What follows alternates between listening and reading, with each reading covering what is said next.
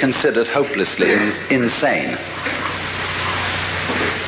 What sort of claims must a person simply not make? Well, there is one, and that is if anybody claims that he is God. That simply isn't done. Certainly not in our culture, although it's very frequent in India.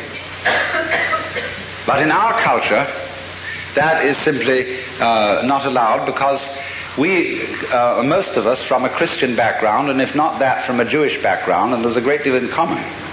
Because both Christians and Jews are deeply concerned about somebody called Jesus Christ. Both Christians and Jews are in a way followers of Jesus Christ in different ways. He is a problem to both.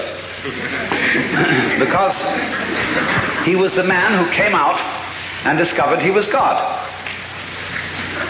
And that simply is impermissible. The Jews handled it in one way.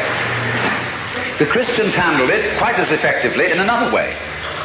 The Christians handled Jesus perfectly, even more tactfully than the Jews, by putting him on a pedestal and saying this was the only man who ever was God, and nobody else was really so before, and certainly nobody can be so afterwards. Stop right there. Put him on the altar, bow down to him, worship him, so that everything he had to say will be null and void.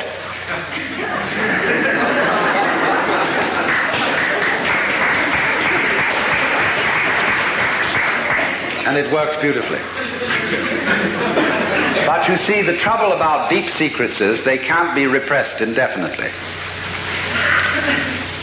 As a certain president of the United States once remarked, you can fool some of the people some of the time, but you cannot fool all of the people all of the time. And we, human beings, have been systematically fooled by ourselves. It isn't as if there was some deep, dark conspiracy with somebody else to blame, for quite a number of centuries, into the notion that we are strangers in the universe. That the world that lies beyond the border of our skins is not ourselves, and is some quite alien mechanical contraption into which we arrived, and from which we will disappear. And we really have nothing very much to do with it. It's something about which we can take an objective point of view, we can look at it, we can measure it, we can calculate it, but it all turns out in the end to be some sort of stupid mechanism in which we are involved because as bodies we are part of it. But it is common sense for most individuals that they themselves aren't even their bodies. They are alienated spooks which have bodies, like people have cars, and in which they go around and confront the external world as if it was something in which you were trapped. And children can say to their parents, I didn't ask to be born. Just because of your funny love affairs and all that, I got mixed up in this world, and you are responsible. And we don't even think that we had anything personally to do with the fact that our fathers once had an evil gleam in their eyes. But that evil gleam was you, coming on.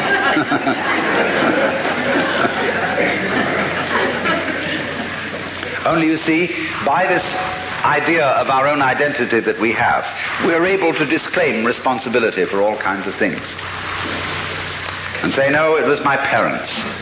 See, if there's a fellow taken in juvenile delinquency, and he knows a little Freud, he can say, well, I couldn't help it because I was psychoanalytically fouled up when I was a baby. Even before perhaps I was born, my mother had all sorts of complexes.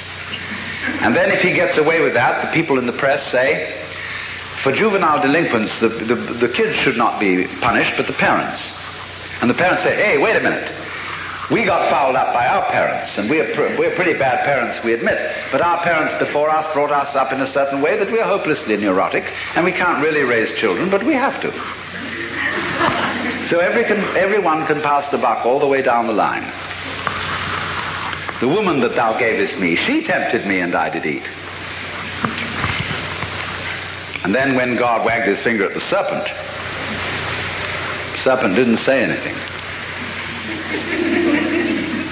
Because the serpent knew the answers. He knew the thing which must not be admitted, that the left hand goes with the right hand, that black goes with white, and that you wouldn't know what white was unless you knew what black was, and that you wouldn't know what is was unless you knew what isn't is, and you wouldn't know what here is unless you knew what there is, and you wouldn't know what you meant by self unless you knew what was meant by other. And that is so simple, but everybody contrives to ignore it. Now here's the problem, you see, that there are certain processes, some of which are what you might call spiritual exercises, others are simply chemicals, others are just horse sense, whereby one comes to see very clearly indeed that black goes with white and self goes with other. And as this becomes clear to you, it's rather shaking. Because, look, if what you define as you is inseparable from everything which you define as not you, just as front is inseparable from back, then you realize that deep down between self and other there is some sort of conspiracy. If these things always occur in combination and look very different from each other and feel quite different, nevertheless, the feeling of difference between them allows each one to exist.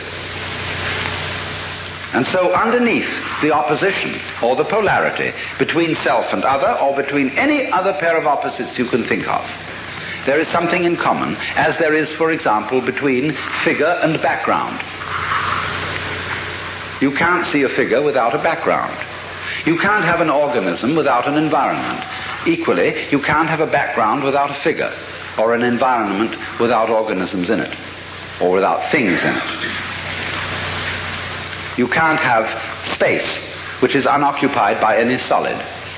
You cannot have solids not occupying some space. This is absolutely elementary, and yet we don't realize it, because, for example, the average person thinks that space is nothing. That it's just a sort of not there-ness in which there are things. And we are slightly afraid that not there-ness, that nothingness, that darkness, that the negative poles of all these oppositions will win. That they will eventually swallow up every kind of being and every kind of there-ness. But when you catch on to the game, you realize that that won't happen. Because what is called not existing is quite incapable of being there without the contrast of something called existing. It's like the crest and the trough of a wave. You can't have a wave that is all trough and no crest, just as you can't have a wave which is all crest and no trough. Such a thing has never been manifested in the physical universe. They go together. And that is the secret. There really is no other secret than that.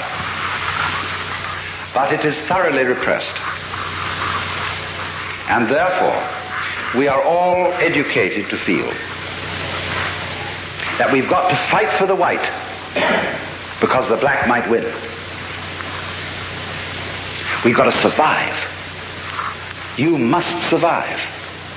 That's the great thing we're all working under, and pounding it out day after day in anxiety, because this is a description of anxiety.